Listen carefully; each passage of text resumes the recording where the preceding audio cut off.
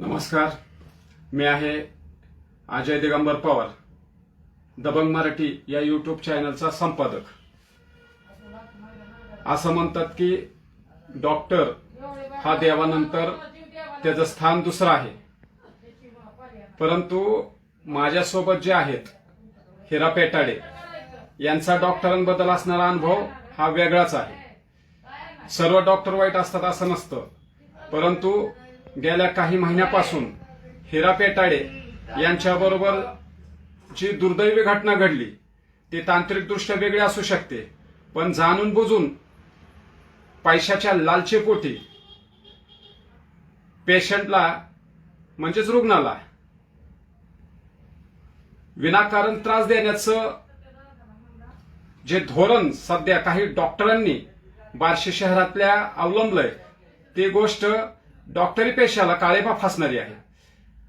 आपण हिरा पेटाडे जे माझ्या सोबत आहेत हे काही महिन्यापूर्वीपासून त्यांच्या सोबत झालेल्या अन्यायाला वाचा फोडण्याचं काम विविध पत्रकारांसोबत करत आहेत. सामाजिक संघटनांनीही त्यांना पाठिंबा दिलेला आहे. परंतु प्रत्येक ठिकाणी त्यांच्या हाती पडली ती निराशा. आज आपण त्यांना न्याय का भेटला नाही किंवा त्यांना न्याय मिळण्यासाठी विलंब का होतो या बाबतीत त्यांच्याशी चर्चा करणार आहोत. तर हिरा पेटाडे यांच्याशी थोडा वार्तालाप करू आपण. तुम्ही तुमच्याबरोबर जी घटना झालती, आता खूपशा लोकांना माहिती आहे की तुमच्याबरोबर काय घटना झालती, परंतु त्या घटनेचा क्रम कसा आणि तुमच्याबरोबर ज्या ज्या डॉक्टरांनी चुकीची ट्रीटमेंट केली त्या डॉक्टरांची नावे काय आहेत? डॉक्टर सोमानी, डॉक्टर आणवेकर, डॉक्टर बकरे यांनी तुमच्यावर कोणती शस्त्रक्रिया केली होती? मी आता कसं आहे, मी पहिल्या पण सगळ्या मुलाखतीत सगळं सांगितलेलं आहे. मी प्रत्येकांचं दार म्हणजे ठोकलेलं आहे. थोडक्यात सगळ्यांच्या दारी गेलेलो आहे की मला न्याय हवा आहे म्हणून, पण मला काही न्याय भेटत नाहीये. म्हणून मी अक्षरशः माझी फॅमिली आणि मी खूप खूप म्हणजे खूप वैतागलेलो आहे. पण ऑपरेशन कोणतं केलं ह्या डॉक्टरांनी? माझं सोमानी सरांनी असं स्टेटमेंट केलेलं आहे की मला ऍडमिट करून पॉइझन पोटात झालं म्हणले होते. पॉइझन झालं पोटामध्ये म्हणले, तुझं ऑपरेशन करावं लागेल, 2 ते 2.5 लाख रुपये खर्च आहे. मग घरचे म्हणले आम्ही करू तेवढा 2 ते 2.5 लाख रुपये खर्च आहे. सध्या आमच्याकडे जे आहेत पैसे ते आम्ही भरतो तुमच्या हॉस्पिटलला भरतो. पण घरच्यांना डॉक्टर सोमाने असं बोलले की ऑपरेशन मी करणार नाही, हे ऑपरेशन बकरे डॉक्टर करणार आहेत. मग घरच्यांनी त्यांना विचारलं की आम्हाला बकरे डॉक्टरच्या इथं जावं लागेल का? तर सोमाने साहेब म्हणले की नाही, तुम्हाला तिथं जायची काहीच आवश्यकता नाही, का तर सगळे ऑपरेशनची सोय आपल्या हॉस्पिटलमध्ये केलेली आहे. तुम्ही फक्त त्यांच्याकडे एक फाईल घेऊन जावा, त्यांना दाखवा, त्याच्यावरती तुम्हाला ते सांगतील. मग माझी आई आणि भाऊ त्यांच्याकडे गेले, त्यांना फाईल दाखवली. दुसऱ्या दिवशी डॉक्टर बकरे साहेब मला आलं, माझ्याकडे आले दवाखान्यामध्ये, मला चेक वगैरे केले. मला म्हणले तुझं 1 ते 2 दिवसात ऑपरेशन करून टाकूया, काय प्रॉब्लेम नाही, तू व्यवस्थित आहेस असं सांगून मला गेले. मग नंतर माझ्या ऑपरेशनची पूर्ण तयारी केली बकरे साहेबांनी. त्यांच्या मेडिसिन मधनं औषधं दिले, म्हणजे त्यांच्या वैयक्तिक हॉस्पिटलमधनं, सोमना हॉस्पिटलमधनं. एक मिनिट तुम्हाला थोडंसं थांबवतो. ऑपरेशन कोणत्या डॉक्टरांच्या हॉस्पिटलमध्ये करण्यात आलं? सोमाने सरांच्या हॉस्पिटलमध्ये करण्याचं ठरवलं. पण ते ऑपरेशन, मग मला सगळं तयार केलं ऑपरेशनसाठी. ऑपरेशन थिएटरमध्ये नेलं. मला 2 तास वार्तालाप झाली डॉक्टरांची. मला 2 तास ऑपरेशन थिएटरमध्ये बसवलं. डॉक्टर सोमानी, त्यांच्या मिसेस व बकरे साहेब त्यांची वार्तालाप झाली. काय झाली ते आपल्याला माहित नाहीये. आणि 2 ते 2.5 तासांनी मला परत रूम मध्ये शिफ्टिंग केलं आणि माझ्या घरच्यांना सांगण्यात आलं की ह्याची ऑक्सिजन लेवल कमी झालेली आहे, हा 2-3 तासात कधीही जाऊ शकतो, म्हणजे मरण पाहू शकतो. तर ह्याला तुम्ही तुमच्या पद्धतीनं कुठं सिव्हिल हॉस्पिटलला ऍडमिट करा किंवा 7-8 लाख रुपये खर्च करा आणि माझ्या इथं ठेवा. मग घरचे म्हणले आता आमच्याच्याने तर शक्य नाही एवढं पैसे खर्च करणं, आता कुठं आणणार आम्ही? आता तुम्ही 2-2.5 लाख सांगितले, मग इथनं याला हलवा. असं करून मला त्यांनी तिथून हलवलं आणि तिथनं पुढचा इलाज मी पुण्यामध्ये केला. हे तर तुम्हाला सगळ्यांना सांगितलेलं आहे पहिलंच. पण ह्यात मला एकच सांगायचंय की मी कोणत्या डॉक्टरला संमतच येत नाही माझं कुणाला नाव ठेवायचं. का तर माझ्या सगळं जे घडलंय ती माझ्या डोळ्यांनी माझ्या फॅमिलीला काय त्रास. आज सोमानी साहेबांमुळे मी रोडवरती आहे अक्षरशः. तुम्ही मला काम होत नाही. माझं म्हणणं असं आहे की मग तुम्हाला त्या डॉक्टरांवर तुमचा असा आरोप आहे की त्यांनी चुकीची शस्त्रक्रिया म्हणजेच ऑपरेशन तुमचं केलंय, ज्याच्यामुळे तुमच्या जीवितास धोका निर्माण झालेला होता, असंच म्हणायचं ना तुम्हाला? बरोबर आहे. हा. आता माझा आणखीन एक प्रश्न आहे, जे प्रेक्षकांना आणि तुमच्यासारखे जे रुग्ण आहेत ज्यांना अत्यंत कष्टाचे पैसे डॉक्टरांकडे हॉस्पिटलमध्ये उपचारासाठी द्यावे लागतात. सर्व डॉक्टर चुकीचं वागतात, ट्रीट देतात असं नाही, आपण विश्वास ठेवला पाहिजे, हा महत्वाचा मुद्दा आहे. परंतु शस्त्रक्रिया चुकीची झाली असा तुमचा त्यांच्यावर आरोप आहे. 100%. त्याच्यातून तुमची आर्थिक हानी झाली भरपूर. माझं घर रोडवरती आलं.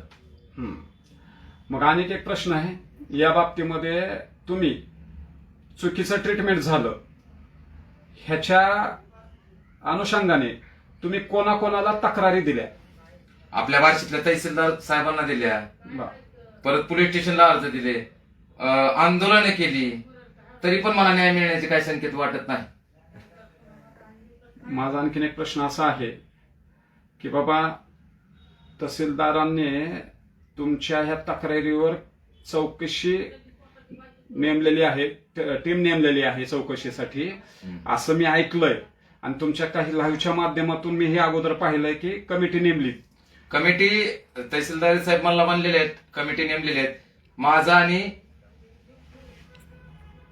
मी डॉक्टरांना फोन करायचा प्रयत्न केला की कोणते आहेत काय आहेत ते मला माहित पण नाही आणि डॉक्टरांनी मला बोलवलं पण नाही. बरं नेमली ना माझ्यावरती ही चौकशी, तर त्यांनी मला बोलवायला पाहिजे. अजूनपर्यंत मला कोणताच निरोप आलेला नाही. डॉक्टर ज्या कमिटीवर आहेत, जी कमिटी आहे त्यातील डॉक्टरांचं नाव तुम्हाला माहिती आहे का? एका डॉक्टरांचं, मेन डॉक्टरांचं माहिती आहे, शेगर साहेब म्हणून काहीतरी आहेत. शेगार साहेब म्हणून ते आहेत. त्यांच्याशी तुम्ही संपर्क केलता की बाबा माझ्या? केलता संपर्क. आता अजून एकदा मी प्रयत्न करणार आहे त्यांना संपर्क करायचा आणि हे तुम्हाला दाखवतो संपर्क करण्याचा प्रयत्न. मला तर वाटत नाही मला न्याय मिळण्यासाठी हे काहीतरी होईल. आता तत्पूर्वी डॉक्टर शेगारांशी मीही फोनवरनं चर्चा केलती की डॉक्टर शेगार साहेब, तुम्ही बार्शीचे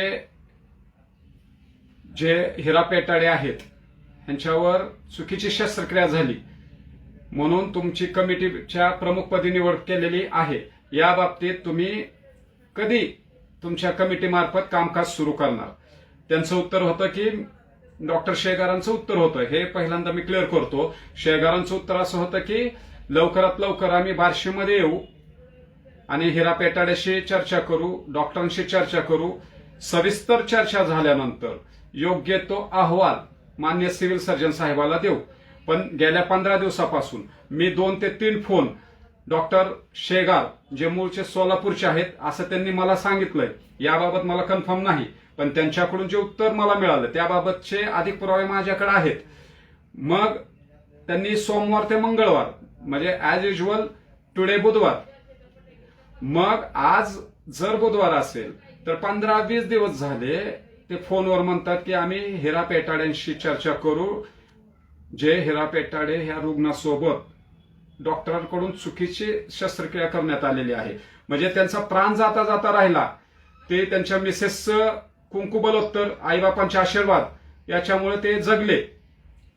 डॉक्टर कोणताही हिरा पेटाड्यांचे किंवा आमचे वैरी नाहीत, पण कुठंतरी डॉक्टरांच्या पेशात चाललेला 2 नंबर धंदा हे थांबणं अपेक्षित आहे.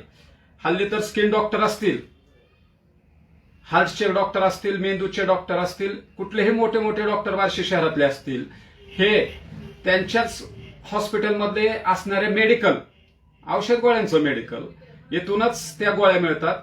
इतर ठिकाणी रुग्णांचे नातेवाईक ते औषध आणायला गेल्यानंतर ते औषध दुसऱ्या इतर जनरल मेडिकल दुकानी भेटत नाही. मग त्याच ठिकाणी का मिळतात? त्याच कंपनीची औषधं दुसरीकडे का अवेलेबल होत नाही?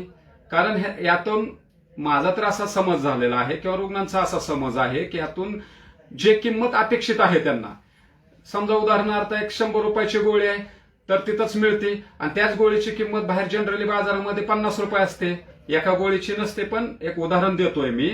अशा प्रकार गोरखधंदा सध्या बार्शी शहरात हॉस्पिटल मार्फत चाललेला आहे. तर तुमच्याकडे डॉक्टर शेगारांचा नंबर आहे माझ्याकडे नंबर. आता लाईव्हच्या माध्यमातून आपण पाहू, डॉक्टर शेगारांशी संपर्क करण्याचा प्रयत्न करू. जर प्रयत्न झाला तर त्यांना विचारू की साहेब कधी न्याय देता हिरा पेटाळेंना. तर तुम्ही ते डायल करा नंबर डॉक्टर शेगारांचा.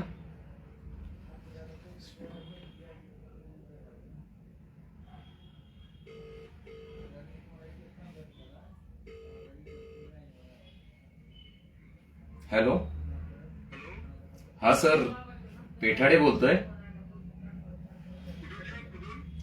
नमस्कार साहेब. डॉक्टर शेगार बोलताय का? हा, आता विषय असा चालू आहे की मी पत्रकार अजय पवार बोलतोय सर. हा, आपण काही दिवसापासनं हिरा पेटाडे या रुग्णांना न्याय मिळवून देण्यासाठी कमिटीवर आला आहात. मी आता उद्या किती येतो? उद्या 11 वाजता टायमिंग दिलं त्यांना मी उद्या. बर बर, कुणाला? उद्या म्हणजे हॉस्पिटलमध्ये येतो म्हणून उद्या मी. बर बर, कुणाच्या हॉस्पिटलमध्ये सर? सोमानीचं. बर बर, आणि हिरा पेटाड्यांची हे त्या ठिकाणी भेट घेणार का आपण? हा, मी त्यांना नंतर फोन करतो. म्हणजे ज्यांनी तक्रार केली ना त्यांना आम्ही बोलवणार आहोत. आम्ही प्रत्यक्षपणे अगोदर हॉस्पिटलचं सगळं पाहणार, सगळे ते बघून घेतो आम्ही. आणि ऍक्च्युअली काय सिच्युएशन आहे, काय फॅक्ट ते सगळं बघून घेतो. कारण मला काय झालं, परत मुंबईला जावं लागलं ना अचानक परवा दिवशी. मग आम्ही त्यांना उद्याची तारीख दिली. मग उद्या येतो म्हणलं बार्शीला मी. हा, तत्पूर्वी मी 15 दिवसापासून आपल्या संपर्कात आहे. या बारीला डिले होणे, योग्य ते कारवाई व्हावी सर. काय झालं माहिती का, काय झालेलं आहे, अचानकच काय काय काम म्हणतात. अचानकपणे आम्हाला लोक हायकोर्टचे काय ते केस असतात त्यामुळे जाऊन लागतं आम्हाला जरा. मग आम्ही परवाचा टायमिंग दिलेला, पण तो उद्याचा टाइम दिलाय. उद्या आम्ही जातो म्हणलं तिकडं. बर बर, फक्त सहकार्य काय करा, योग्य ते न्याय मिळावा हीच अपेक्षा आहे. कारण एकजूट व्हायला सगळं जे फॅक्ट आहे जे सत्य तेच होणार. बर बर, फक्त डिले होऊ नये उद्या सर, पुन्हा दिवस वाया जाऊ नये.